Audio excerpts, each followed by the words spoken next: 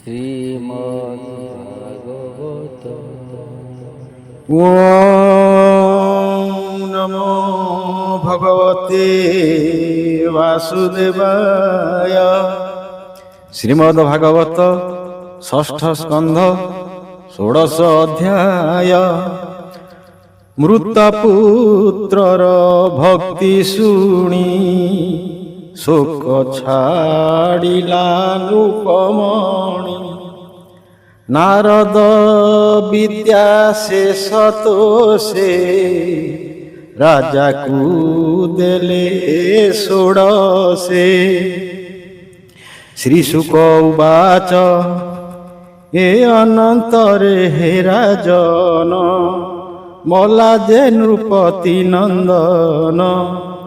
ନାରଦ ମୁନି ତାକୁରାଇ ବୋଲନ୍ତି ଜୀବ ଶୁଣ ତୁହି, ଦେଖାଇ ଜ୍ଞାତି ସୁହୃଦରେ ପଡ଼ି ଶୋଚନ୍ତି ଯେ ଭୂମିରେ। ନାରଦ ଉବାଚ ହେ ଜୀବ ଦେଖ ତୋର ମାତା, ଶୋକେ ମୋହିତ ତୋର ପିତା। ବନ୍ଧୁ ବାନ୍ଧବ ଯେ ତୋହର, ଶୋକ ମୋହରେ ଗୁରୁତର।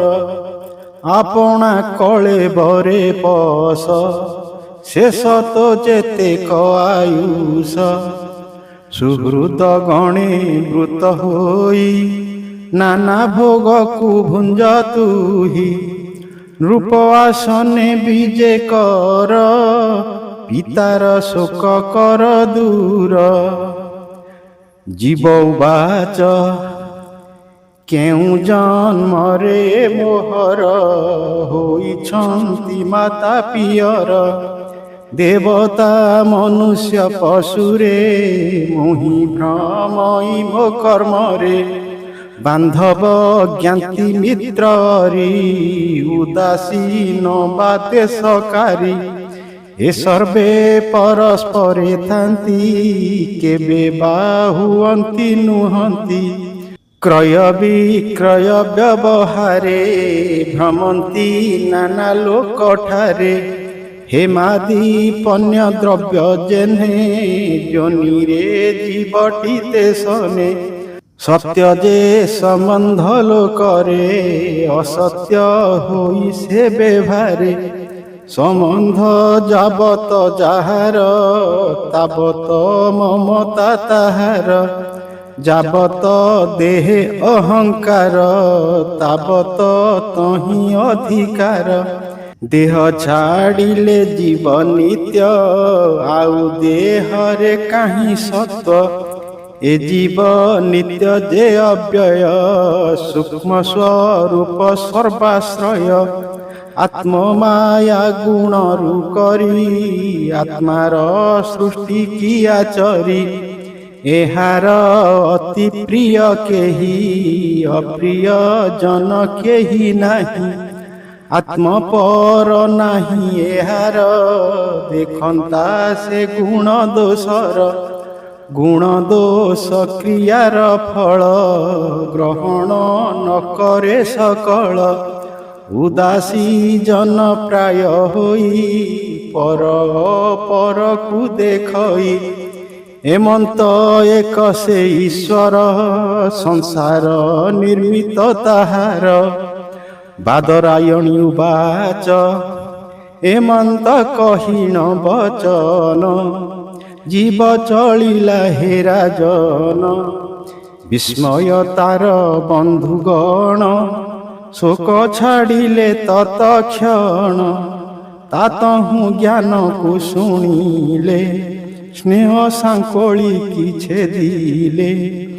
ଏ ଅନନ୍ତରେ ଜ୍ଞାତି ଜନ, ବେଦ ଉଚିତ କର୍ମମାନ। ଲୋକ ବିଧିରେ ତାହା କଲେ, ସମସ୍ତ ତାପକୁ ଛାଡ଼ିଲେ। ଯେ ଶୋକ ମୋହ ସ୍ନେହ ହୋଇ, ତାହା ଛାଡ଼ିଲେ ଜ୍ଞାନ ପାଇ। ସେ ଯେ ବାଳଗ୍ନି ରାଜନାରୀ, ଲାଜ ପାଇ ମନେ ବିଚାରି।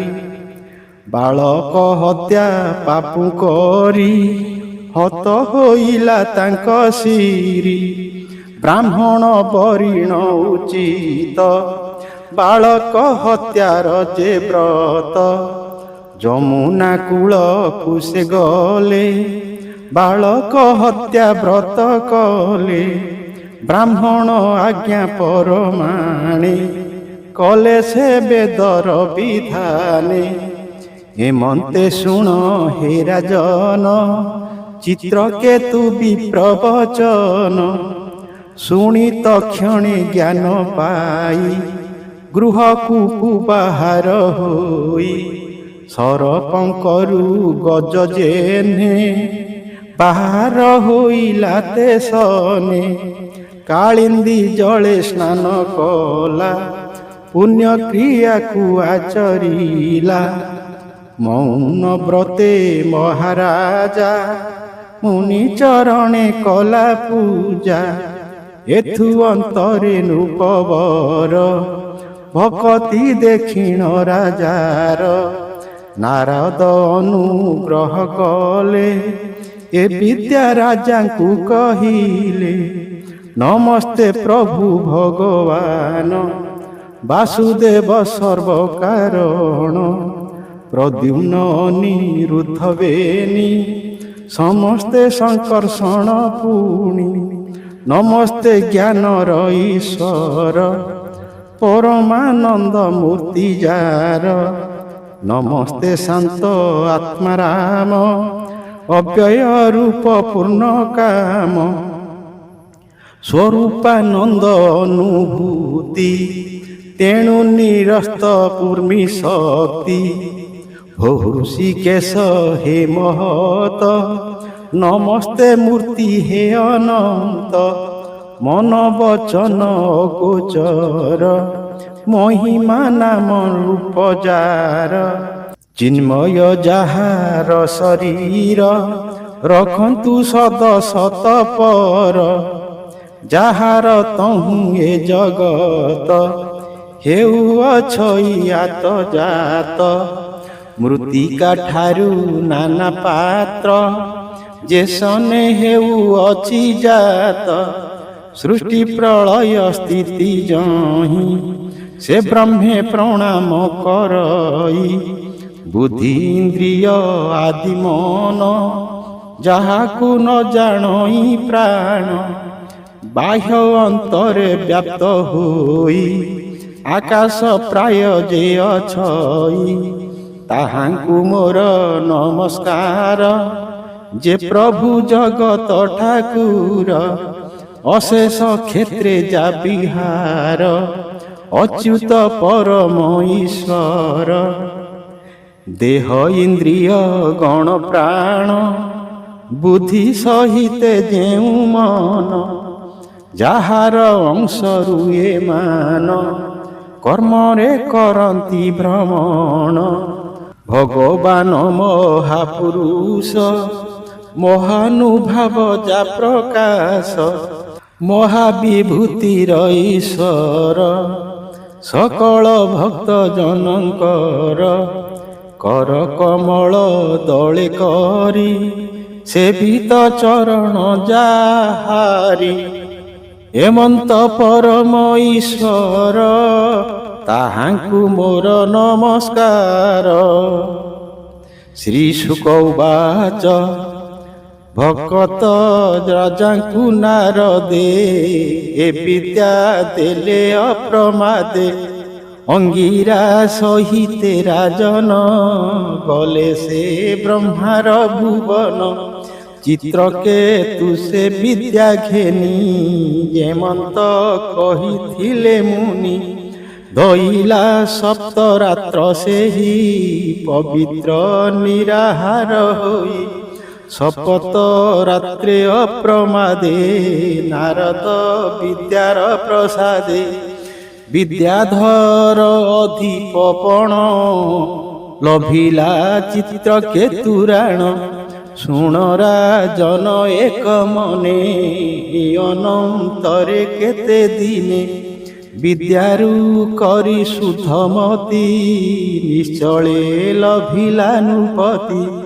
ଅନନ୍ତ ଦେବ ଦେବେଶ୍ୱର ଗଲାନି କଟେ ତାହାଙ୍କର ମୃଣାଳ ପ୍ରାୟ ତାଙ୍କ ବର୍ଣ୍ଣ ନୀଳ ବସନ ପରିଧାନ ଶୋଭିତ କିରୀଟ କେୟୁର ମେଖଳା କଙ୍କଣ ଆବର ପ୍ରସନ୍ନ ରୁଚିର ବଦନ ଅରୁଣ ରାଜୀବ ଲୋଚନ ବେଢ଼ି ଅଛନ୍ତି ସିଦ୍ଧେଶ୍ୱର ଦେଖିଲା ଯାଇ ନୃପବର ତାଙ୍କର ଦର୍ଶନ ପାଇ ସକଳ ପାପୁ ମୁକ୍ତ ହୋଇ ଅନ୍ତଃକରଣ ଶୁଦ୍ଧ ହେଲା ଅଶ୍ରୁରେ ଲୋଚନ ପୂରିଲା ଭକ୍ତିରୁ ରୋମାଞ୍ଚ ହୋଇଲା ଆଦି ପୁରୁଷଙ୍କୁ ନମିଲା ସେ ଚିତ୍ର କେତୁ ହୃଷ୍ଟ ହୋଇ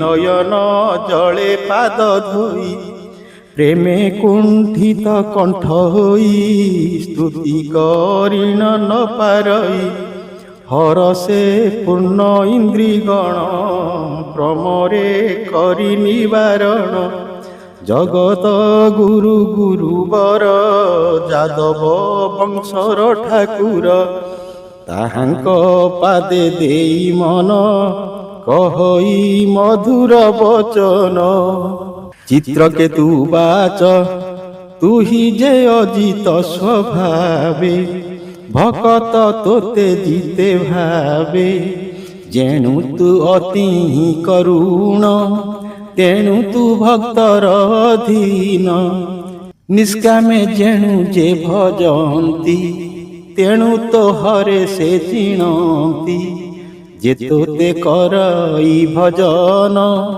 ତାର କାମନା କରୁ ପୂର୍ଣ୍ଣ ଅତି ଦୟାଳୁ ରୂପ ଧର ଜଗତ ବିଭବ ତୋହର ଅନାଦି ତୁହି ତୋର ତହିଁ ଉଦୟ ସ୍ଥିତି ଅନ୍ତ ହୋଇ ସୃଷ୍ଟିର କର୍ତ୍ତା ଅଛି ଆର ବୋଲଇ ଅଜ୍ଞ ଯେଉ ନର ପରମଣୁ ରୂପ ହେଉ ମହତ ତେଜ କୁତୁ ବହୁ ଆଦ୍ୟନ୍ତ ଅନ୍ତରାଳେ ସ୍ଥିତ ଆଦ୍ୟନ୍ତ ମଧ୍ୟ ତୁ ରହିତ ହେ ଦେବ ପ୍ରାଣୀ ମାନଙ୍କର ସାକ୍ଷୀ ରୂପକୁ ତୁମ୍ଭେ ଧର କ୍ଷିତି ଆଦି ଯେ ପଞ୍ଚଭୂତ ଏଥିରେ ହୋଇଣ ନିର୍ମିତ ଯେହି ମହତ ଅଣ୍ଡକୋଷ ତାହାର ତୋର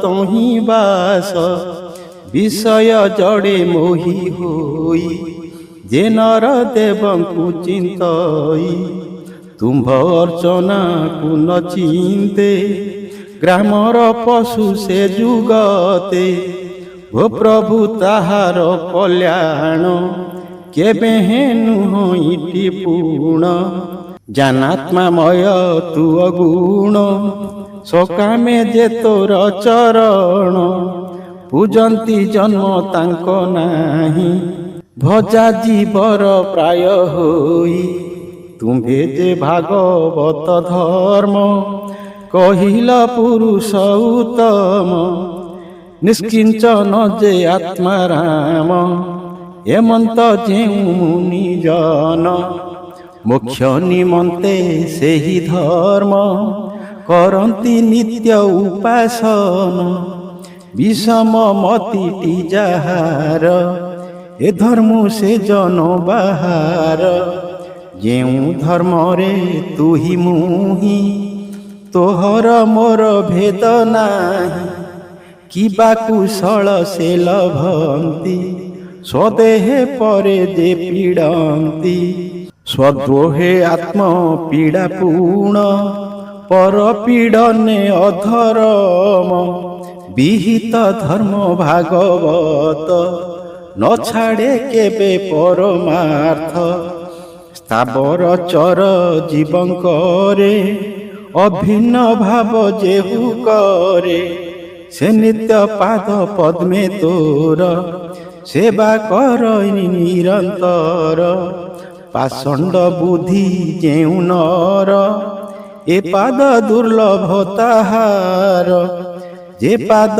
ପଲ୍ଲବ ସୁଧାମ, ପରମ ମଙ୍ଗଳ ଯେ ନାମ, ସେ ନାମ ସୁମରଣ କରି ପାପୀ ସଂସାରୁ ଯାନ୍ତି ତରି। ହେ ଦେବ ଦେବ ନାରାୟଣ, ହେ ପ୍ରଭୁ ଅଖିଳ କାରଣ, ତୋରୁ ପଦର ସନେ ମୁହିଁ ପବିତ୍ର ହୋଇଲି ଗୋସାଇଁ। ନାରଦ ବଚନର ଫଳେ ତୋତେ ଦେଖିଲି ଚର୍ମ ଡୋଳେ। ଜଗତ ଆତ୍ମା ହେ ଅନନ୍ତ, ସକଳ ଜାଣୁ ତୁ ତଦନ୍ତ। ଏ ଘୋର ସଂସାରରେ ଜନ, କେ ତୋତେ ଜାଣୁ ଭଗବାନ। ତୁମ୍ଭେ ଆଦିତ୍ୟ ଦେବ ପ୍ରାୟେ, ନରଟି ଖଦ୍ୟୋତପରାୟେ। ଜଗତ ଉତ୍ପତ୍ତି ପାଳନ, ପ୍ରଳୟ ହେତୁ ନାରାୟଣ। ପରମହଂସ ରୂପ ତୁହି, ନମସ୍ତେ ପ୍ରଭୁ ଭାବଗ୍ରାହୀ। ଯାର ଶ୍ୱାସକୁ ଅନୁସରି, କମ୍ପିତ ହୋଏ ବସୁନ୍ଧରି। ପ୍ରାଣୀ ସମୂହ ଆଦି କରି, ଅବନି ଯେହୁ ଅଚି ଧରି। ସହସ୍ର ମସ୍ତକ ଈଶ୍ୱର, ନମସ୍ତେ ବ୍ରହ୍ମାଣ୍ଡ ଠାକୁର। ଶ୍ରୀ ଶୁକ ଉବାଚ ଏମନ୍ତ ସ୍ତୁତି ତାର ଶୁଣି, ଅନନ୍ତ ପ୍ରଭୁ ହଳ ପାଣି। ଯେ ଚିତ୍ର କେତୁ ବିଦ୍ୟାଧର, ତାହାଙ୍କୁ ବୋଲନ୍ତି ଉତ୍ତର। ଶ୍ରୀ ଭଗବାନ ଉବାଚ ଶୁଣ ରାଜନ ପୁଣ୍ୟ ଦେହ, ମୋର ଭକତ ଅନୁଗ୍ରହ। ନାରଦ ଅଙ୍ଗିରା ତୋହରେ, କହିଲେ ଯେଉଁ ବିଦ୍ୟାସାରେ। ତେଣୁ ସିଦ୍ଧ ହୋଇ ରାଜନ, ପାଇଲୁ ମୋର ଦର୍ଶନ। ମୁଁ ସର୍ବ ପ୍ରାଣୀରେ ଅଶେଷ, ଆତ୍ମା ରୂପରେ ମୋର ବାସ। ପରମ ବ୍ରହ୍ମ ଯାକୁ କହି, ସେ ମୋର ଶରୀର ଅଟଇ। ଯେ ଆତ୍ମା ବ୍ୟାପ୍ତ ଲୋକଠାରେ, ଲୋକ ବ୍ୟାପିତ ଯେ ଆତ୍ମାରେ। ଉଭୟେ ବ୍ୟାପ୍ତ ହୋଇ ମୁହିଁ, ସଂସାରେ ଅଛି ଦେହ ବହି। ଯେ ଶନି ନିଦ୍ରା ପାଇ ନରେ, ବିଶ୍ୱକୁ ଦେଖନ୍ତି ଆତ୍ମାରେ। ନିଦ୍ରା ଉପେକ୍ଷୀ ପୁଣି ସେହି, ଏକ ଦେଶେ ଆତ୍ମା ଦେଖଇ। ଉଠିଣ ଜ୍ଞାନ ପାଇ ଯେହ୍ନେ, ସକଳ ମିଥ୍ୟା କରି ମାନେ। ଯେଉଁ ପୁରୁଷ ତା ଦେଖଇ, ତାହାକୁ ଚିନ୍ତ ମନ ଦେଇ। ଯାହାର ବଳେ ସୁପ୍ତ ହୋଇ, ସୁଖ ବା ସ୍ୱପ୍ନ ଜାଣଇ। ସେ ଆତ୍ମା ନିର୍ଗୁଣ ସେ ବ୍ରହ୍ମ, ସେହିଟି ମୁହିଁ ବୋଲି ଜାଣ। ନିଦ୍ରାରେ ଜାଗ୍ରତରେ ପୂର୍ଣ୍ଣ, ଉଭୟେ ଜାତ ହୁଁ ସ୍ମରଣ। ଏ ମୋର ଭିନ୍ନ ଭାବ ଦୁଇ, ମୋ ବିନୁ ଅନ୍ୟ କେହି ନାହିଁ। ଯେଣୁ ମୋ ଭାବ ପ୍ରାଣୀମାନେ, ଚିନ୍ତନ୍ତି ଭିନ୍ନ କରି ମନେ। ଏଣୁ ଏ ଅଖିଳ ସଂସାରେ, ଜନ୍ମ ମୃତ୍ୟୁ ଲଭନ୍ତି ନରେ। ମନୁଷ୍ୟ ଜନ୍ମ ଆଶ୍ରୟ କରି, ଜ୍ଞାନ ବିଜ୍ଞାନେ ଦେହ ଧରି। ଆତ୍ମାକୁ ନ ଜାଣେ ଯେ ନର, କେବେ ହେଁ ସୁଖ ନାହିଁ ତାର। ଚେଷ୍ଟା କରଇ କାର୍ଯ୍ୟ ପାଇଁ, ନାନା କ୍ଲେଶକୁ ଲଭେ ତହିଁ। ସଂକଳ୍ପ ଛାଡ଼ି ଯେ ଭଜଇ, ମୋକ୍ଷର ଫଳକୁ ଲଭଇ। ଦୁଃଖ ନିବୃତ୍ତି ସୁଖ ପାଇଁ, ଦମ୍ପତି କର୍ମ ଆଚରଇ। ସୁଖ ଦୁଃଖର ଭୋଗ ତହିଁ, କେବେ ଲଭଇ ନ ଲଭଇ। ଏମନ୍ତ ବିଚାର ଯେ ଜାଣି, কর্ম করই যেউ প্রাণী সূক্ষ্ম আত্মগতি তাঠারে বিমুক্ত হই সে সংসারে জ্ঞান সম্পন্ন হই নর ভক্তি কি লভই মোহর যোগ নিপুণ বুদ্ধি লোক জীব পরম দেখে শ্রদ্ধারে যেবে তুরা জন ঘেনিবু মোহর বচন জ্ঞান সম্পন্ন হই তুহি সিদ্ধ হইবু বেগ হই শ্রী শুক উবাচ চিত্রকেতুকু আশ্বাসীন জগত গুরু ভগবান দেখু যে থিলা সে রাজন প্রভু হইলে অন্তর্ধান বুলই বিপ্র জগন্নাথ চিত্রকেতুরা চরিত ইতি শ্রীমদ্ ভাগবতে মহাপুরাণে পারমহংস্যা সংহিতায়াং ষষ্ঠ স্কন্ধে চিত্রকেতো পরমাত্ম দর্শনম নাম ষোড়শো অধ্যায়। ওং নমো ভগবতে বাসুদেবায়।